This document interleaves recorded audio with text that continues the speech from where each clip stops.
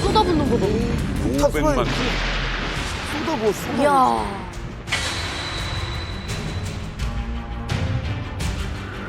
아, 고엽제. 이거는 지나가다 보면 보이잖아요. 고엽제 피해자분들. 예. 어머, 진짜? 그냥 숲이 다 죽는 거야. 싹 다 죽이는.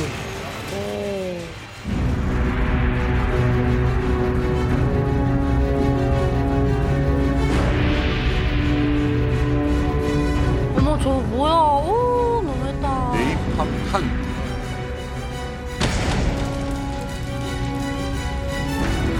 어떡해.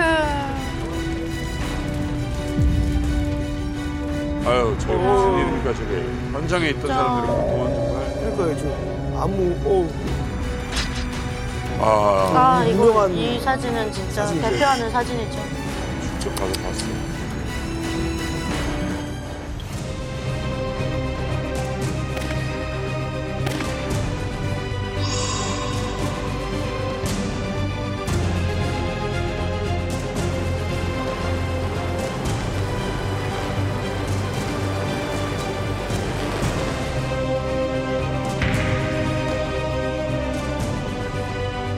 사실은 우리 국군이 6.25 전쟁 이후에 직접 총을 들고 전면전으로 싸웠던 유일한 전쟁이 바로 이 월남전입니다. 우리나라는 왜 참전한 거예요? 우리 학교가 동두천에 있었지 않습니까? 네. 동두천에 있지 않습니까? 근데 거기서 그 사람들 얘기가 뭐냐면 거기 미군 밀개 사단이 있잖아요. 거기 있는 사단의 화력이 대한민국 전체 육군 화력에 맞먹는다. 물론 지금 과장이 좀 들어가 있겠지만 그 정도로 중요한데 이들 군대가 만약에 베트남을 가게 되면 휴전선이 뚫리고 그러니까 차라리 한국군을 갖다 보내는 게 낫고 그렇게 판단했던 거죠.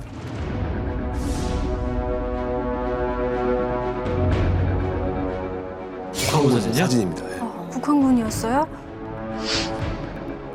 야, 이게 지금 비행기에다가 무기 연결하는 것 같아요.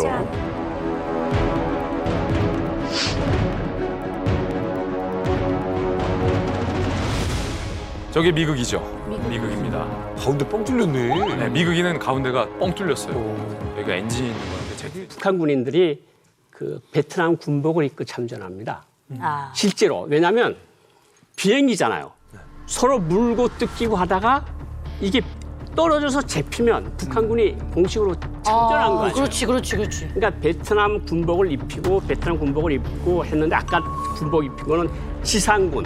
북부 베트남에 있는 그 지상 요원들은 미군한테 잡힐 우려가 없잖아요. 그러니까 북한 군복을 입었고 근데 이제 그 말을 어떤 말들을 하는가 하면 이제 가장 중요한 말들을 베트남 말을 배워주고 비행기를 태웠어요. 네. 당연할 거 아닙니까? 네. 근데 사람이 열받고 막 쫓기고 막 이럴 때는 북한말 나오는 거야. 저 한 마리 나오는 거야. 재밌다, 이거. 저 말이 나니까 이 쌍!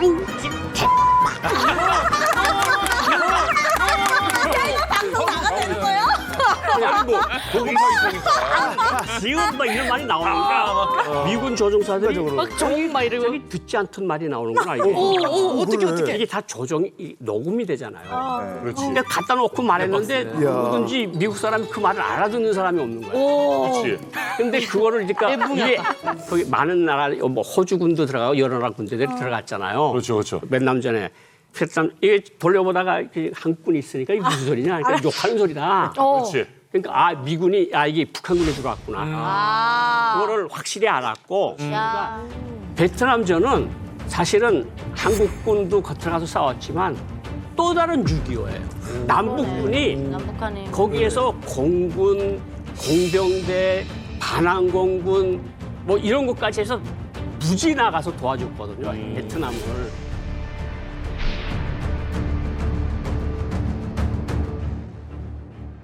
사실 이게 얘기를 쭉 듣다 보니까 남한하고 또 이제 북한하고도 끝난 지도 얼마 안 됐었잖아요. 그럼요. 근데 또 남의 나라 가서 또 이렇게 싸운다는 게 좀 마음이 좀 그러네요. 그러네, 진짜. 네, 맞습니다. 그 당시에 북한 입장에서는 공식적인 참전을 네. 겉으로 드러내지 않았기 때문에 CIA가 굉장히 많이 분석을 했습니다. 그래서 어느 시점을 북한이 게릴라전을 시작했는지에 대한 분석을 했었는데요. 1966년 10월 5일 날 제2차 당대표 대회를 할 때 김일성 연설이 있습니다. 네. 미국이 베트남에 가서 전쟁을 하고 있는데 한반도에서 네. 계속 공격을 하고 도발을 해서 흔들어 버리면은 네. 이 미군들이 정신이 없기 때문에 베트남에서도 온전한 전쟁을 수행할 수가 없다. 결론적으로 이렇게 되는 것이 결국은 호치민을 돕는 것이 되기 때문에 네. 한반도에서 도발을 계속해야 된다고 연설을 합니다. 그래서 CIA는 66년 10월 5일을 이 김일성의 공식 선전포고로 해석을 합니다. 그래서 69년 12월 3일까지를 현재 미국에서는 세컨드 코리안 워, 제2의 한국 전쟁이라고 전쟁 용어를 현재 쓰고 있습니다. 이 모든 것이 결국은 미국을 두 개의 전선을 유지 못하도록 혼을 빼고 힘을 빼는 게 결국은 한반도에서도 역시 또 다른 전쟁을 했다고 그러네요. 자, 베트남전은 미국과 연합군이 정말 엄청난 자본과 병력을 투입을 해서 격전을 벌였는데 결국에는 패배의 길로 빠져들면서 출구 전략을 고심하게 됩니다. 네. 이 사이 북한군은 또 다른 은밀한 작전을 계획하는데요. 이번에는 미군이 아니라 우리 국군이 타겟이었습니다. 베트남전이 끝난 지 40여 년, 50년 가까이 됐는데 아직도 돌아오지 못한 국군이 있습니다. 바로 21세 안학수 하사의 이야기인데 못 들어왔다. 못 돌아왔어요. 전쟁이 끝나갈 즈음 안하사가 한국에 있는 고국에 있는 가족들을 만날 생각에 당연히 설레겠죠. 편지도 씁니다. 가족들이 보고 싶다. 가족들도 안하사를 만날 일을 손꼽아서 기다리고 있었던 그때쯤이었습니다. 그런데 갑자기 서울에서 안학수 하사의 부모님을 어떤 남성들이 찾아갑니다.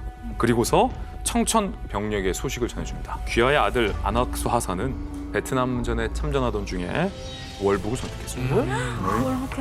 또 뭔가 느낌 안 좋다. 고국을 배신하고 북한을 택했다라는 청천벽력 같은 소리를 전해주는 겁니다. 그때 가족들의 심정이 과연 어땠을까요? 저거 고지고대로 믿었을까요?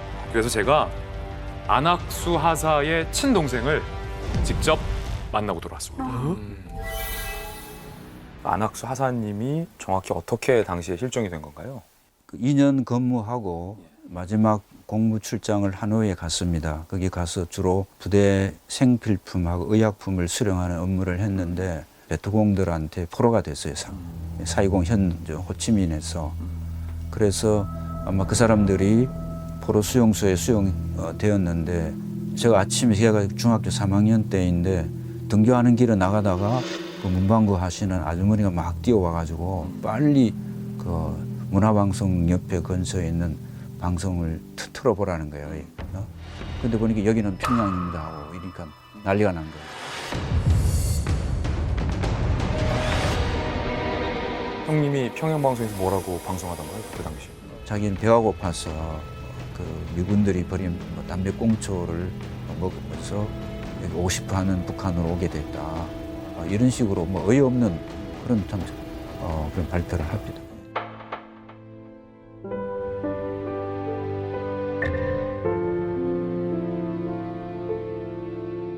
(4월부터) 업무가 중앙정보부에서 보안사로 바뀌었다면서 보안사 요원들이 찾아와서 우리 교장 간사로 뒤에 보니까 뒷주머니 권총 차고 와서 우리 좀 깜짝깜짝 놀랐습니다.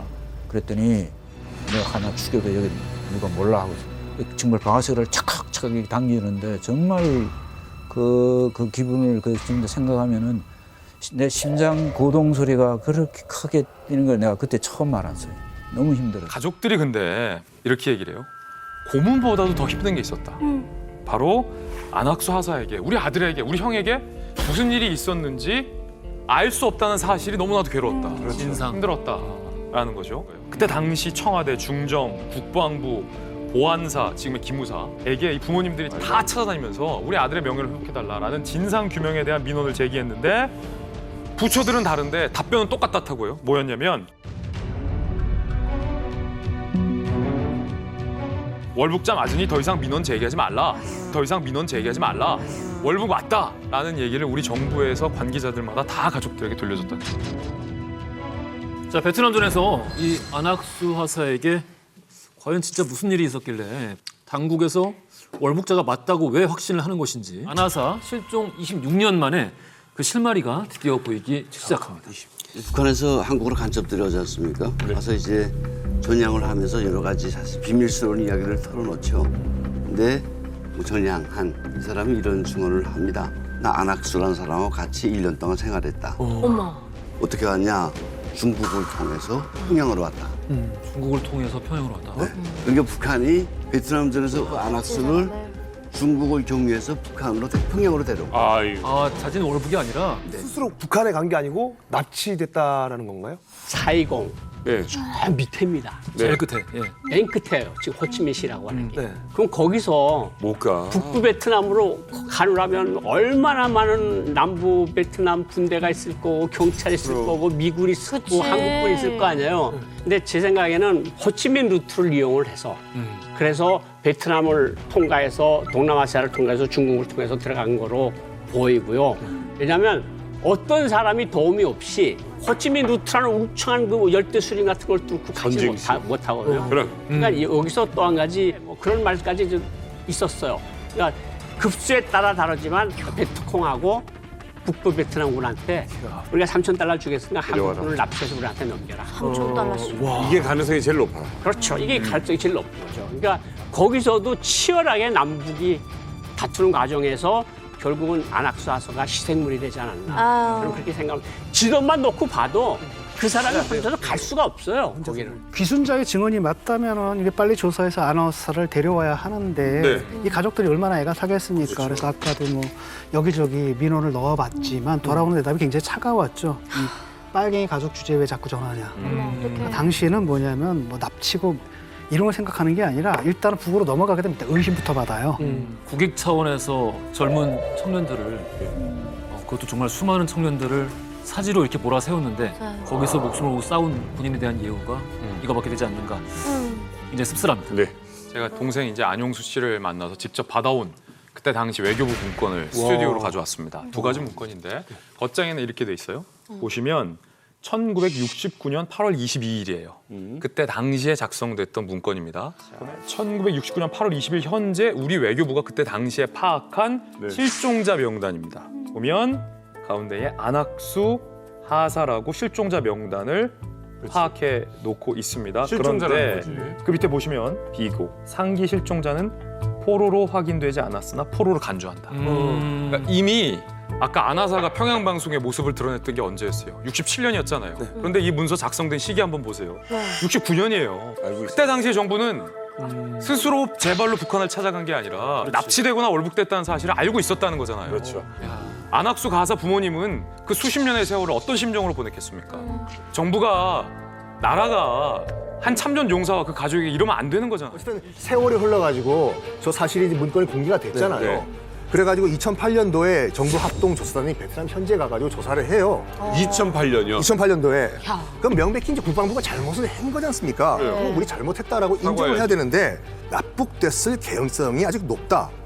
통일부에 납북자 판정을 넘기겠다라고 끝까지 책임을 남한테 넘기는 모습을 보입니다. 결국 통일부에서 납북자 판정 심의를 통해서 안학수 하사 납북자로 인정을 합니다. 아.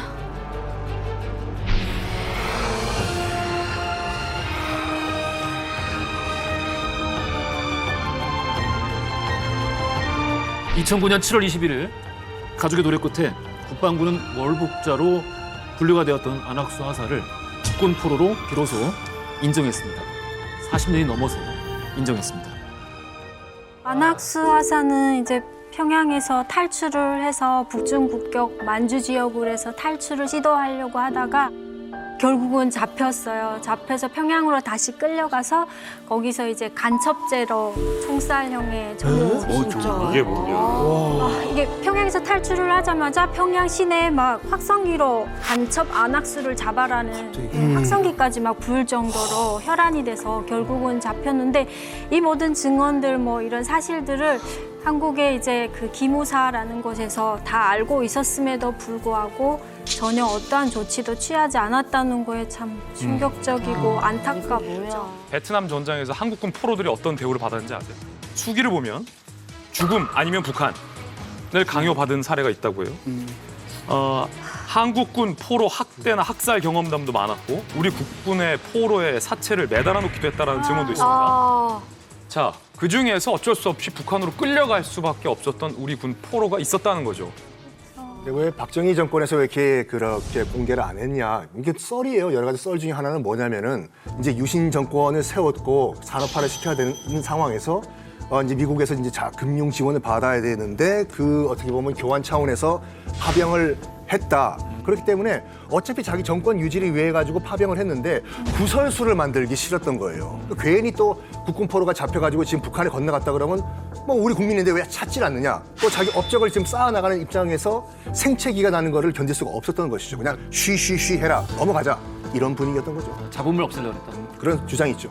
우리 장병들이 엄청난 희생을 치르긴 했지만 사실 우리 한국 경제에는 베트남 전쟁이 엄청난 뭐랄까 특수라고 해야 될까요? 네. 발전의 계기를 제공해 준 게 사실이죠. 그래서 그때부터 이제 한국이 엄청나게 고도 성장을 하기 시작합니다. 항상 전쟁을 하게 되면은 또 우리 한국 전쟁이 났을 때 일본이 엄청나게 경제 성장을 하지 않습니까? 그런 효과가 있었죠. 다른 한편으로는 뭐냐면 거기서 돌아오신 분들 있잖아요. 처우를 거의 안 했던 겁니다. 제가 어렸을 때 기억이 나는 게 뭐냐면 우리는 상이용사라고 불렀어요. 맞아요. 거기서 부상당한 분들이 이제 불구가 되지 않았습니까? 그러니까 일을 못 해요. 그러니까 이제 여기저기 집집마다 돌아다니면서 그 동냥을 했죠.